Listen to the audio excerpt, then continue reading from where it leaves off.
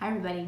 So during this pandemic crisis, whatever we want to call it, one of the questions that I'm asked a lot is, what do I think this all means? Or what is the point of all this? And to be quite honest, I have no freaking clue, and neither do any of us. What we do know is this is a massive time of uncertainty.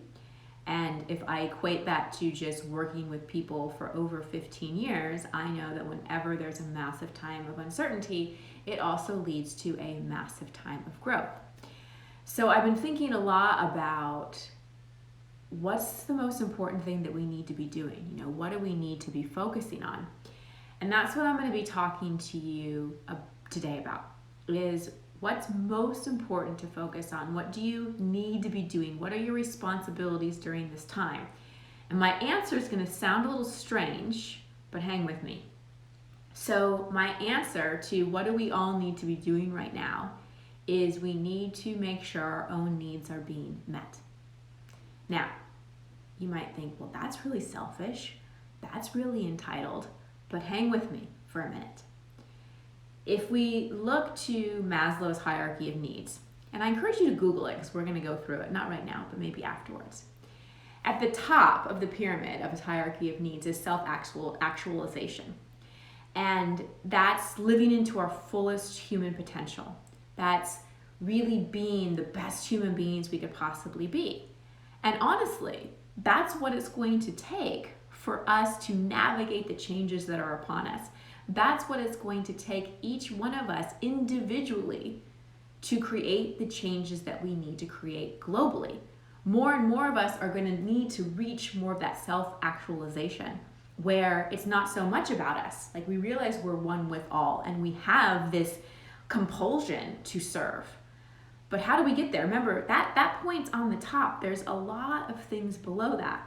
And so that's why I'm saying that during this time, it's really important to make sure your needs are getting met and to make sure that you have handled the stuff inside of you, so that when you do step out into the community and we all step back out and start making the changes that we so desperately need to make, we are strong enough to do it. So let's just review the hierarchy of needs, because I think it's a really interesting thing to study during this time.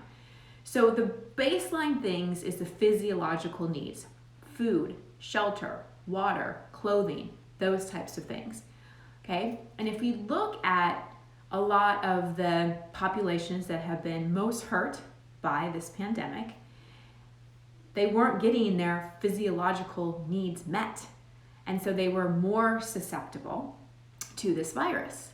And that's why it's so important that as we meet our own needs in that area, we can help meet that need in other people's as well, to make sure that more people have air, water, food, shelter, all those kinds of things. I think something else that falls into that category is education.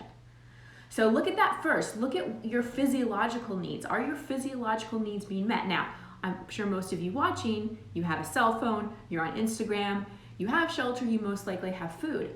However, are you giving into cravings? Are you giving into addictive behavior? Are you actually really taking care of your body? Like, we are blessed. We are blessed to have food. We are blessed to have shelter. We're blessed to have air. We are blessed to have water. Are you treating this temple, this body that you live in, with the respect it deserves? Are you meeting the needs of your own body? I've read that alcohol sales have gone way, way, way up during this time.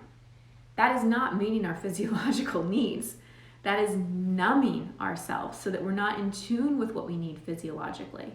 And I think that's why healthcare has gotten so messed up, is because we aren't giving ourselves basic things like sleep, good water, good food.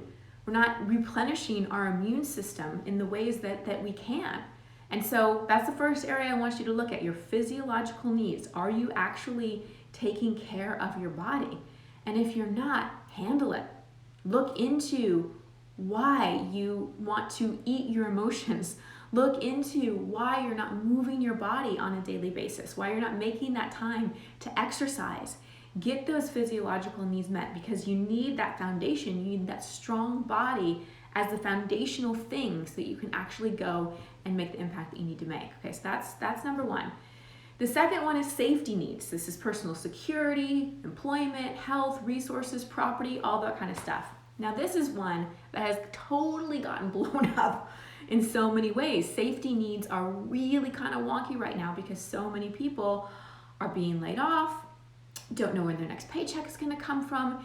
It's a really scary time. But it's also an incredible time to look at some of the illusions we buy into regarding safety. So I coach so many people that want to be coaches, want to be entrepreneurs.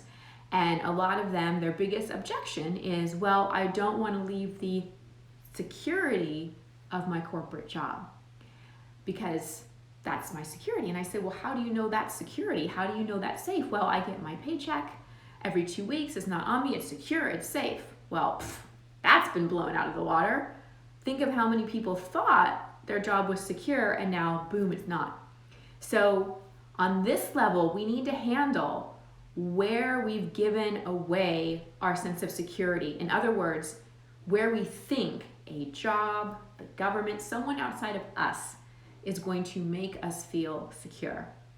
This is an area where I'm encouraging you to handle your limiting beliefs around money, around abundance, around prosperity. This is an awesome time to work with money blocks, to work with your abundance consciousness, to look at, all right, when it comes to my safety needs, do I believe that the universe is an abundant place? Do I believe I am my own sense of security? Do I believe I can generate? Do I believe that money is energy, and as much as it can come to me, I can create it as well? Or do I think that that comes from something outside of me? So we need to learn how to start meeting our own safety needs more internally. And the thing that I'm seeing so many people go into, and this is keeping us at that level of safety needs, we're not going to get above this until we rise above this, is going into scarcity mentality. So I've heard a lot of people say, well, I'm not spending, I'm holding back, I'm saving, I can't spend anything, just contraction. Please hear me. I'm not saying if you lost your job, go out and spend a lot of money. That's not what I'm saying. But I am saying watch yourself going into contraction and scarcity. Everybody's saying there's a depression coming, there's a recession coming. Okay, well, true, not true, who knows? Do we need to plant that seed? Maybe not. But one thing that is true is that money is energy, and there's a velocity of money. And I heard this from a financial advisor, and I thought it was so great. He's like, if we retract too much, if we go into too much contraction and too much restriction and too much, my words, scarcity, then we lose the velocity of money. So an example of velocity of money is, let's say you invest in one of my programs, right? And that money I pay someone that I hire, like I pay my business manager. And that part of that money helps pay her childcare services, and that goes there. And then that woman, she goes and buys her groceries, and that helps the store. That's the velocity of money. Money has momentum. And if we go into too much contraction, then one, our sense of safety feels all wonky, and again, because we don't feel safe, we don't feel secure, and two, we lose that velocity of money. And so money just gets stagnant. So I just want to encourage you not to go into too much contraction. If you need to budget, if you need to scale back, I hear all that, but make sure that your money is moving in some way. And a great thing to invest in right now is any kind of personal development, anyone that you think can help you look at the things that you need to look at in your life, look at the ways of being that are not sustainable, and help you move that along. Because when you invest in personal development, you are investing in yourself. When anyone spends money on my services or my programs, I really see it as, even though it's coming through my bank account, it's a deposit in their energetic self-worth tank. When they're like, I'm investing in myself, I am worth it, I believe in myself, and it's an investment in their self-worth, self-esteem bank account. So please, this is the safety needs. If you go into too much contraction and too much scarcity and too much withholding, you are not going to feel safe, okay? And also, on this level, talk to that little one inside. Talk to that little boy or that little girl that's getting scared. Now that's another thing I've been saying over and over again during this time is this massive expectation hangover is triggering inner childhood stuff. Anytime we felt unheard, not safe, like all of a sudden the shoe dropped and our whole life changed, it's triggering all of that. So you've got to make that little one feel safe inside as well. So we've got physiological needs, we've got safety needs, then we've got love and belonging. This is all about friendship, family, all that kind of stuff. This is a tough one since we've been in isolation. And this is where I'm going to really encourage you, reach out even more. Reach out even more. Don't be, so scared of people. Again, I'm not telling you to go out and like lick people's faces or anything like that. But it's like, where do you need to have more love and belonging in your life? And also, this is the inner work. Where do you need to work on those places inside where you feel not enough, where you feel you don't belong? Maybe you have an old story from 4th grade when somebody said something really shitty about you and you're still carrying that around, and so you think you're alone and you think you're isolated. It's so not true. You're so loved and you so belong. We all do. And so this is a two-way street on the love and belonging. It's like, make sure that you are connecting with people, that you are having community of some kind, that you're making yourself vulnerable, that you're reaching out to people and saying, hey, I'm lonely. Like, I would love to set up a time to have a Zoom talk with you, or go for a walk or something. So be vulnerable, reach out, ask for it. And then also deal with those wounds inside, because I think a big reason why we live in such a world of separation, this illusion of separation, like where we don't really understand that we're all one, is because of our own inner wounding about belonging. We've gotten hurt at some level in our life when someone said something really mean to us, and we made it mean that we're not enough and we're not lovable. And so we all just go into these little silos and we protect ourselves. We put these little protective cases around us because we don't want to get hurt again. But all that does is isolate us even more. So what this, I think, physical isolation is really highlighting is how much we do that energetically to protect ourselves. So on this level, handle it. Handle that self-worth. I'm not enough. I don't belong. Bullshit beliefs. Work with that so that you can remove this protective, cage you have around you, and you can feel more of a sense of belonging. Okay, so that's the third level, love and belonging. Then we've got esteem. This is self-respect, status, recognition, strength, freedom, all that kind of thing. So I'm going to go on a little bit of a tangent here on esteem. Something that I think is so important right now on this level. And we can kind of only get to this level when we have our physiological needs met, our safety needs met, our love and belonging. Something that I think is so important on the esteem level is our curiosity, our right to make decisions for ourselves. So we're in a collective fear pandemic as well. There's a fear virus going on as well. And when that happens, we're very programmable. And so when it comes to esteem and self-respect, I really want you to be discerning about what you choose to believe, who you choose to listen to, what information you take as truth. Because there's a lot out there, and there's a lot of even just basic civil liberties that people feel are being taken away right now. And so part of esteem and part of self-respect is really being discerning, really doing your own research, not waiting for somebody else to tell you this is true, this is not true, this is what you do, this is what you don't do, but really doing the research yourself, using both your intellect and your intuition to kind of muddle through all the programming that's out there and go, what's true? Because think about it, as a kid, you got told a lot of stuff that wasn't true, that you thought was true, that then impacted the decisions you made in your life. I just got off a coaching call with a woman who has had bad relationship after bad relationship, men who haven't treated her well. And in her childhood, her mother used to say, you're gonna have to probably settle. You're not that great. I'm paraphrasing, but that was basically the message. So that was what she was told. That belief went in, and that belief created her reality. And so part of what she's working with on the esteem level is her really going, you know what? I have the freedom to choose. I have the freedom to choose if I'm going to believe that or if I'm going to believe that. I have the freedom to choose if I'm going to do that thing or not do that thing. And please hear me, I'm not saying go out and be rebels or anything like that, but it's about that inner discernment, that combination of both intellect and intuition, and knowing that just because someone says something doesn't make it necessarily true. You've got to decide if it's true for you. So that's really the esteem level, finding that self-respect, that self-trust, that inner discernment, because that's where we find true freedom. When we're not programmed through fear, we're not programmed with other people's agenda. We feel like prisoners. We allow ourselves to be programmed by other people's agendas, other people's fears, other things people project on us.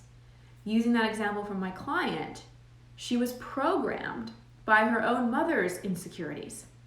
And that set her up for a lifetime of bad dating experiences because she allowed her mother's opinion, that program, to come in as her own.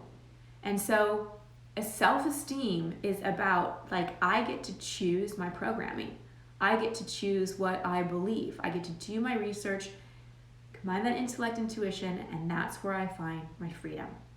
We don't have to be prisoners of other people's agendas or belief. Okay, and then we get to self-actualization. And self-actualization to me in this lifetime is not about meditating on a mountaintop disconnected from society.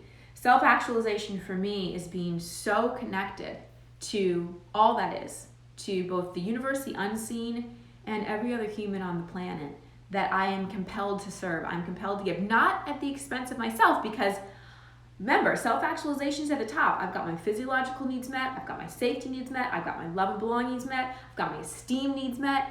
So I'm giving from that place, okay?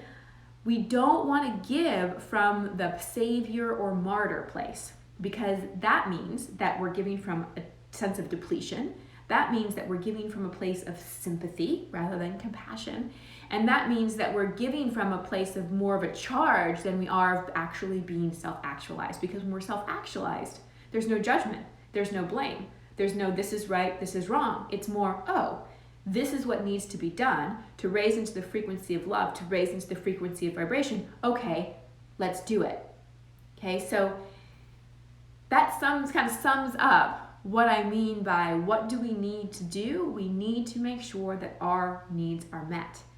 And the more and the more and the more of us that do that reach that place of self-actualization, that reach that place to be, that we desire to be all that we can be and live into our full human potential, the more we can empower other people. But I think the reason why so many of us live in like a silo and we feel disconnected from the world, even though we feel sympathetic to the world sometimes, we feel disconnected, is because our own needs aren't being met.